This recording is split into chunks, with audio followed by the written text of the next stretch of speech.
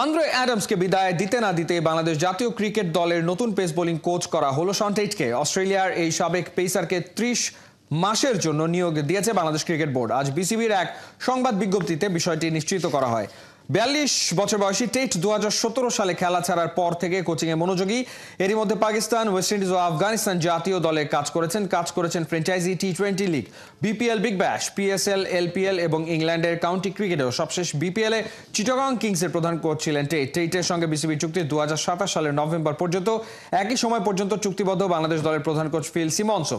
এই ক্যারিবীয়র সঙ্গে কাজ করতেও মুখিয়ে আছেন বলে জানিয়েছেন টেইট। টার্গেট একটাই, নিজের হাত ধরে দলের বড় অর্জন। দায়িত্ব নেওয়ার পর প্রথম প্রেস কনফারেন্সে লিটন দাসের আত্মবিশ্বাসী কণ্ঠ, একটাই চাওয়া, দেশের বাইরে ধারাবাহিক সিরিজে জয়। দুশ্চিন্তার বিষয় লিটনের ফর্ম, কিন্তু লিটন জানিয়েছেন দলের মতো বদলে ফেলতে চান নিজেকেও। নাইয়ান বিন জসিমের রিপোর্ট।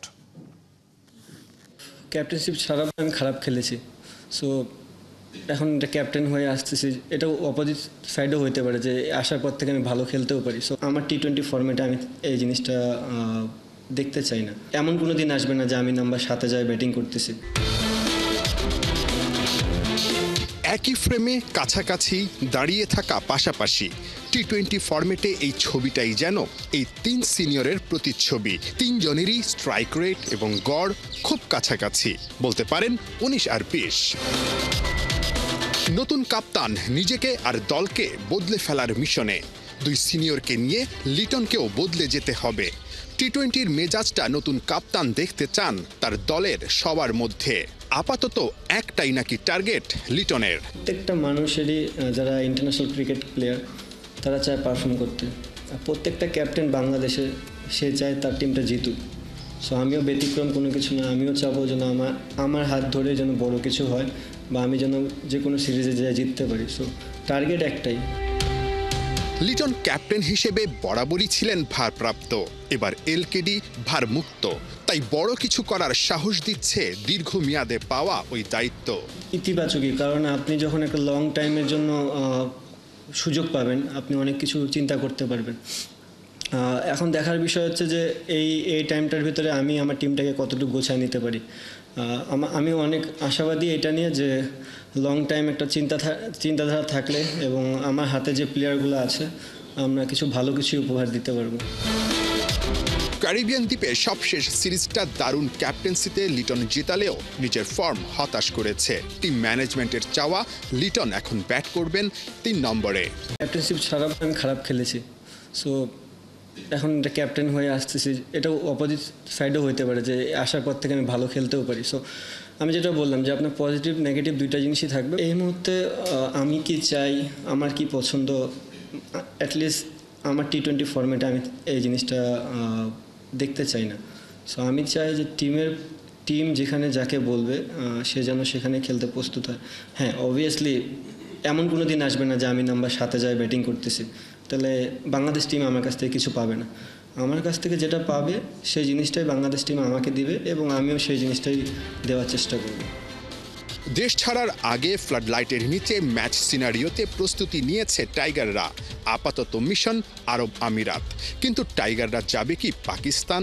দেশটার মিডিয়ায় খবর বিসিবি নাকি পাকিস্তানে সিরিজ খেলতে রাজি। ক্যাপ্টেন কিছু জানেন কি? পাকিস্তানের বিষয়টা এখন টোটালি ম্যাক্সিমামই সবাই জানে যে কী কারণে পাকিস্তানের ক্রিকেটটা এখন অফ। আমার থেকে হয়তো বা এটা ভালো ডিসিশন দিতে পারবে বিসিবি, বিকজ 2 বোর্ডের মধ্যেই কথোপকথনের মাধ্যমেই জিনিসটা আগাবে।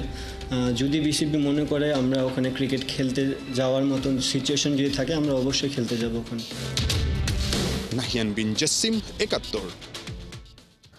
পতন হলো টেস্ট ক্রিকেটের আরো এক নক্ষত্রের। বিরাট কোহলি নিজের ইনস্টাগ্রাম পোস্টে বিদায় বলে দিয়েছেন লাল বলের ক্রিকেটকে। বিসিসিআইকে আগেই জানিয়েছিলেন তার সিদ্ধান্তের কথা। ভারতীয় ক্রিকেট বোর্ড তাকে আরো একবার ভাবতে বললেও নিজের সিদ্ধান্তেই অটল থাকেন রান মেশিন। কিং কোহলির বিদায় লগ্নের বিস্তারিত মোহাম্মদ আদনানের রিপোর্টে। দিন দুয়েক আগে সামাজিক যোগাযোগ মাধ্যমে একটি খবর ছড়িয়ে পড়ে, টেস্ট ক্রিকেট থেকে বিদায় নিতে চান বিরাট কোহলি। নিতে চান কথাটি এখন হয়ে গিয়েছে নিয়ে ফেলেছেন। সচিন টেন্ডুলকার পরবর্তী যুগের ভারতের সবচেয়ে বড় তারকা রান মেশিন নিজের ক্যারিয়ারে যিনি কিনা হয়ে উঠেছেন কিংবদন্তি, সেই কিং কোহলিকে আর কখনোই দেখা যাবে না ক্রিকেটের সবচেয়ে রাজকীয় ফরম্যাটে। নিজের সোশ্যাল হ্যান্ডেলে খবরটি নিশ্চিত করেন বিরাট কোহলি নিজেই। গেল বছর টি-20 থেকে অবসর নিয়েছেন, এবার শোকেসে তুলে রাখলেন সাদা পোশাকও। নিজের বিদায়ের কথা সোশ্যাল হ্যান্ডেলে জানালেও আবেগ আপ্লুত ছিলেন বিরাট। টেস্ট ক্রিকেটে প্রথমবার ব্যাগে নীল পড়েছিলাম আজ থেকে 14 বছর আগে। সত্যি বলতে এই ফরম্যাট আমাকে কোথায় নিয়ে যাবে কখনো কল্পনাও করিনি।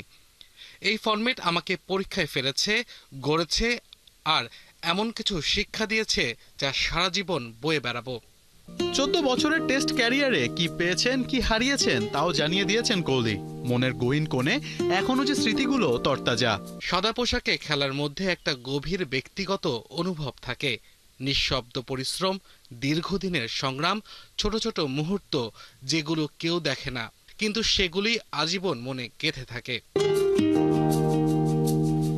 গত নভেম্বর জানুয়ারিতে অস্ট্রেলিয়া অনুষ্ঠিত ভোডার গাভাস্কার ট্রফি থেকেই কোহলির টেস্ট ক্যারিয়ার নিয়ে আলোচনা হচ্ছিল। সেই সিরিজে 5 টেস্টে তিনি 9 ইনিংসে 23.75 গড়ে 190 রান করেন। অস্ট্রেলিয়া সফর ভালো না কাটলেও কোহলি শিগগিরই অবসর নেবেন এমনটা অনেকেরই ধারণার বাইরে ছিল। বিসিসিআইকে কোহলি অবসরের কথা জানালে বিসিসিআই তাকে আরও একবার ভাবতে বলেন। তবে কোহলি তার সিদ্ধান্তেই অটল থাকেন। এখন যখন আমি এই ফরম্যাট থেকে সরে যাচ্ছি, এটা সহজ নয়, কিন্তু আমার কাছে এটা সঠিক সিদ্ধান্ত বলেই মনে হচ্ছে। আমি টেস্ট ক্রিকেটকে সবকিছু দিয়েছি, আর এটা আমাকে ফিরিয়ে দিয়েছে তার চেয়েও অনেক বেশি। আমি কৃতজ্ঞতায় ভরা হৃদয় নিয়ে বিদায় নিচ্ছি। 2011 সালে ওয়েস্ট ইন্ডিজের বিপক্ষে সাদা পোশাকে অভিষেক, আর সবশেষ ম্যাচ 2024-এ অস্ট্রেলিয়ার বিপক্ষে।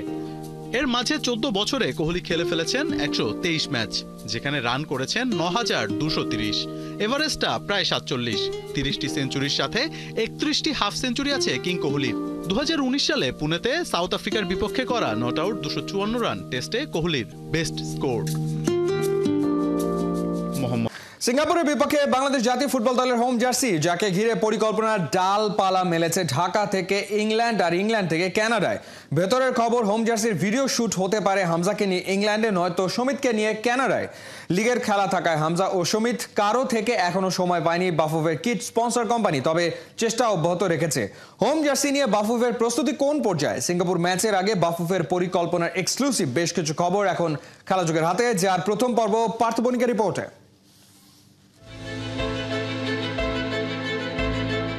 ঘরের ছেলের প্রথম কারিশমা দেখা গেছে ভারতের মাটিতে।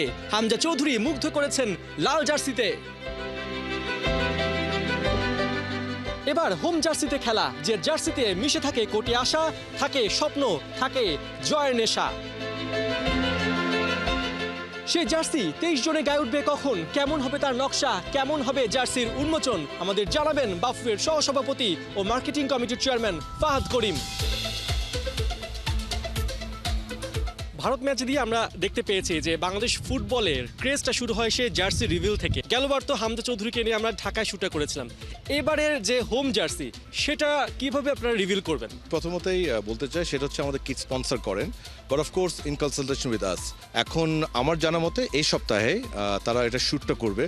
শ্যুট কাকে দিয়ে করবে, let it B A surprise. আপনারা দেখেন কাকে দিয়ে শ্যুট করা হচ্ছে। আমরা তো অ্যাওয়ে জার্সিটা হামজা চৌধুরীর গায়ে দেখেছিলাম প্রথমবার। হোম জার্সিটা আমরা কার গায়ে দেখতে পারি? দেখুন, হোম জার্সির দুটি ইস্যু আছে। একটা হচ্ছে লঞ্চ। এখন লঞ্চটা কাকে দিয়ে করবে, let it B A surprise. But যখন লঞ্চ হয়ে যাবে, আপনারা ডেফিনেটলি আমাদের সকল ফুটবলার, খালি হামজা চৌধুরী কিংবা সমিত নয়, আমাদের যারা যারা আমাদের স্টার ফুটবলার আছে সকলের গায়ে দেখবেন। বাট সবচেয়ে ইম্পর্টেন্ট যেটা, যখন ক্যাম্পে আসবে সবাই, তখন আমরা টিম ফটোশ্যুট এবং প্লেয়ার্সদের ফটোশ্যুট করব, যেটা করে একটা ডিফারেন্ট ক্যাম্পেইন করবো, যেটা হয়তো জুনের 1 তারিখ থেকে শুরু হবে, কিংবা স্বামীর যখন আসে স্বামীটা তখন হবে।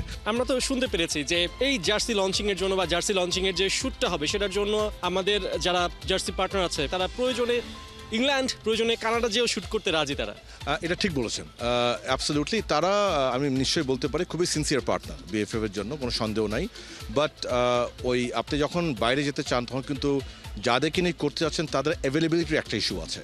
সো সেটা কতটুকু হবে আমি জানি না, বাট আমি এতটুকু বলতে পারি গতবার তো আপনারা দেখেছিলেন মডেলরা লঞ্চ করেছিল, এবছর আপনারা দেখবেন ফুটবলাররা লঞ্চ করছে ইনশাল্লাহ। গেলবার জার্সিতে তো আমরা নদীকে দেখতে পেয়েছি, নদীটা ছিল আমাদের আইডেন্টিটি ওই জার্সির। এবারের হোম জার্সিতে আসলে আইডেন্টিটি কি থাকতে পারে? সেটা চমক হিসেবে থাকুক, বিকজ এবার এতটুকু বলতে পারি যে গতবার থেকে একদম ডিফারেন্ট হচ্ছে, কোনো সন্দেহ নাই। সো সেখানে আপনি নদী যেভাবে ভিজিবল দেখেছেন, এবার যা যা থাকবে সেটা ওভাবে ভিজিবল হবে না, because it's a different look all together. But of course আমাদের কালচার, আমাদের ঐতিহ্য, আমাদের যে অনারেবল ডিজাইনার যিনি আর্নি আপু, she is extremely talented lady. So উনি যেভাবে মোটিভটা ডিজাইন করেছে, আমার মনে হয় just like the last one, এই জার্সিরও একটা বিউটিফুল স্টোরি টেলিং হবে ইনশাল্লাহ। দর্শকরা যখন মাঠে আসবেন জার্সি পরে আসতে চাইবেন, তারা অনেকে হয়তো আগে কিনবেন, হয়তো সেই সুযোগটা অনেকে পাবেন না, তাদের জন্য মাঠ থেকে জার্সি কেনার কি কি ফ্যাসিলিটি আপনারা রাখছেন? প্রথমত এবার আমরা আমাদের কিড স্পন্সরকে রিকোয়েস্ট করেছি যে উনি অনলাইনের মাধ্যমে যেন চেষ্টা করে কিছু ফিজিক্যাল স্টোরে আনার জন্য। খেলার দিন ডেফিনেটলি ফ্যান জোনগুলিতে, স্টেডিয়ামের আশেপাশে ডেফিনেটলি আমরা জার্সি রাখবো। দর্শক যারা কেউ যদি কিনতে চান, আসার সময় যাওয়ার সময় সেই ব্যবস্থা আমরা অবশ্যই করব। আমরা চাবো একটি ফেস্টিভ লুক দিতে এই 10 তারিখে খেলাতে।